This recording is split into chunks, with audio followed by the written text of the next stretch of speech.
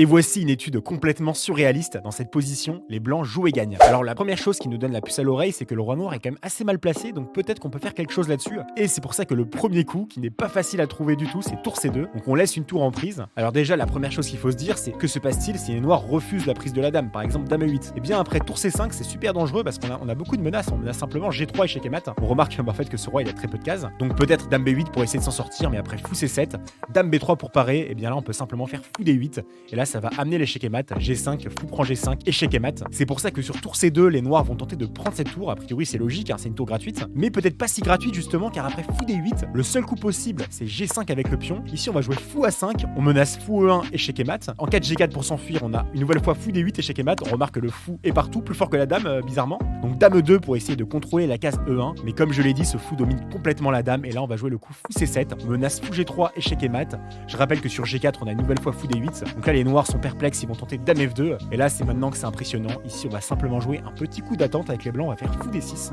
et là c'est sans espoir pour les noirs, parce que d'un côté les noirs doivent être vigilants de la menace fou G3, échec et mat, mais aussi le pion peut arriver en G3, donc les noirs tentent une dernière chose, dame F4, en se disant ok je te donne ma dame sur fou prend, pion prend, au moins c'est match nul. Sauf que là on va être insolent jusqu'au bout, on ne va pas reprendre cette dame, comme je l'ai dit, le fou domine la dame ici, donc on va faire G3, et c'est fini, dame prend G3, fou prend G3, et on remarque que c'est échec et mat, sharp.